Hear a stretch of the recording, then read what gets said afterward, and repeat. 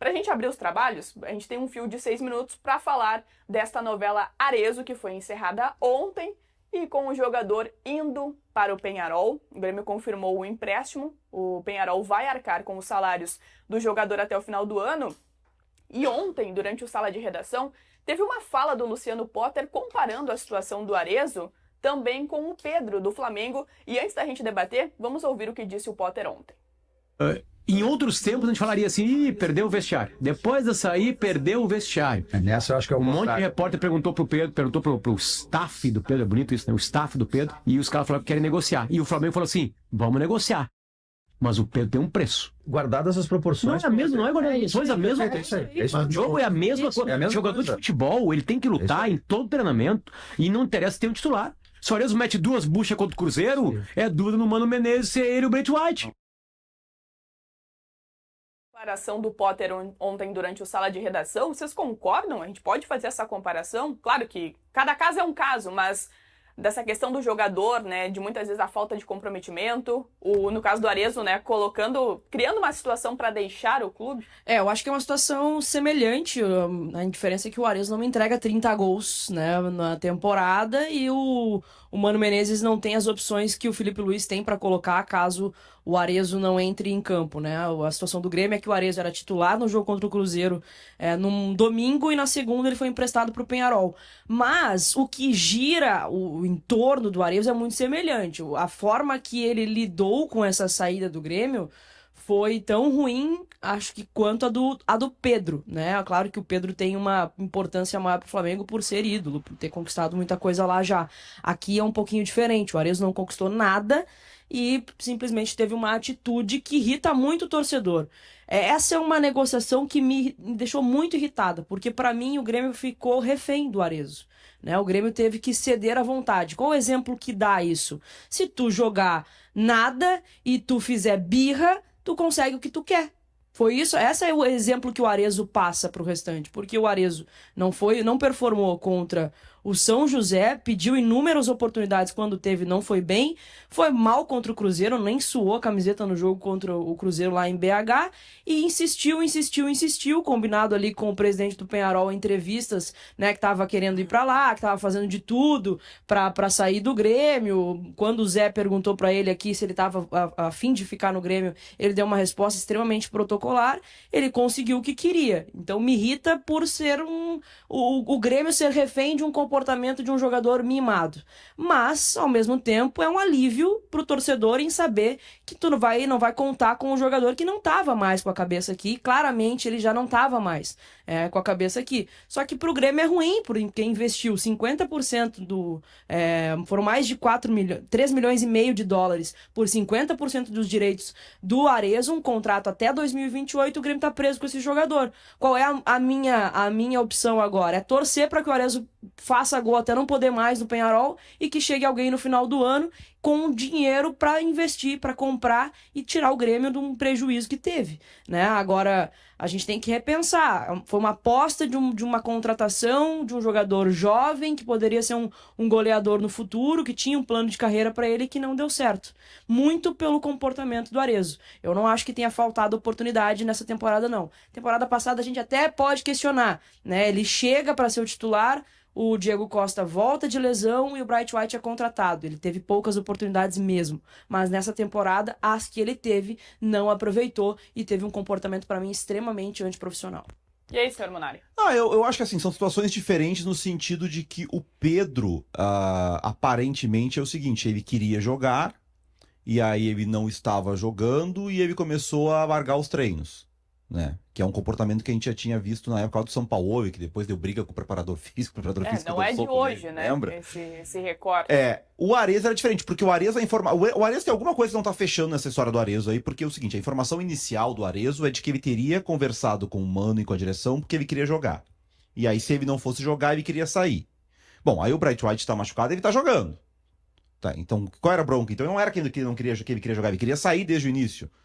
Então, a informação passada... Eu acho que não se esperava essa ausência do Bright White. Eu acho que começou a temporada... E aí, como o André Henrique, antes disso, tinha passado na frente dele, né? A gente via isso nas trocas. Sim. Mas passou na frente dele porque ele foi mal contra o Atlético Grau e foi mal contra o Esportivo Luquense. Tá, mas é aí que tá estranho na história. Porque daí eu termino na reta final, no jogo contra o Corinthians e contra o Juventude, os 2 últimos jogos antes da parada, o André Henrique entra antes dele. Nos passou a impressão de que o André Henrique tava na frente dele. Aí vem a parada. Como ele era o terceiro, ele chega e conversa com a direção dizendo que queria sair pro Penharol porque ele queria jogar. Tá. Aí machuca o Bright White, ele joga.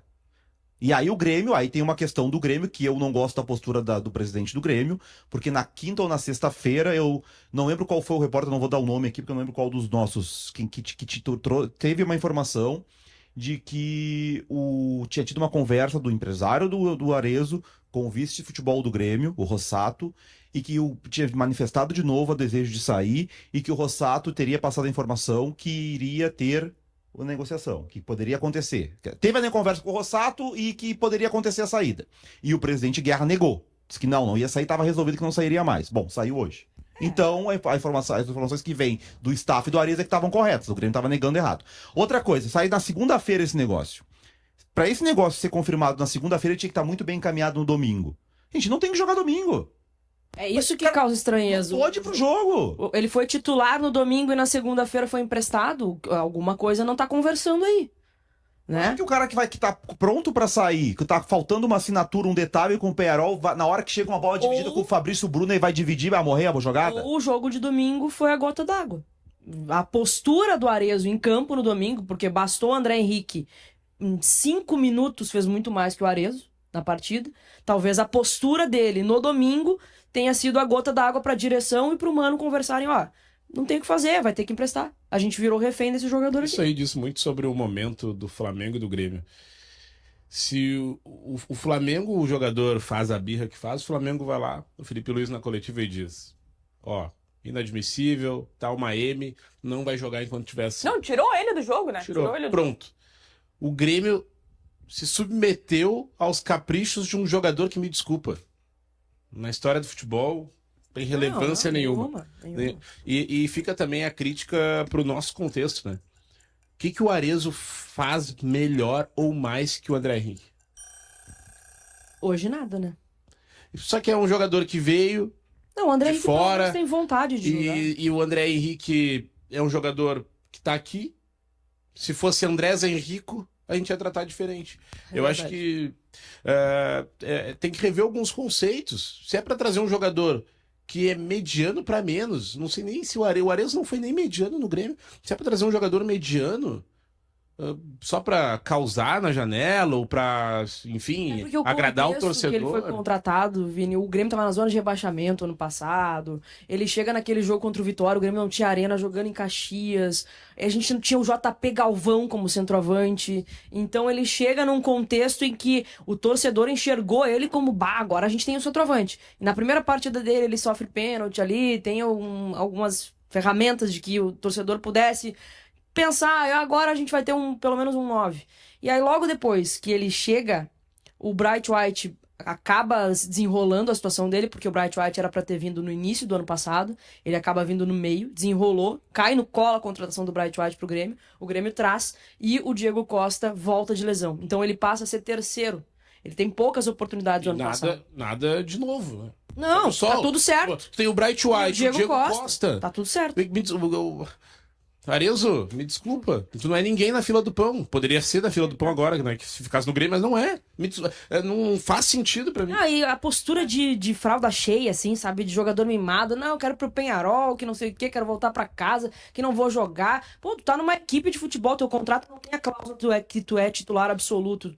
O teu titular imediato é o Bright White, então respeita a hierarquia de equipe, seja, né, profissional, cava o teu espaço em campo, não no microfone, não dando entrevista, não pedindo arrego pra direção, sabe? Pra mim é uma postura muito, mas muito antiprofissional de um jogador jovem, isso que me apavora.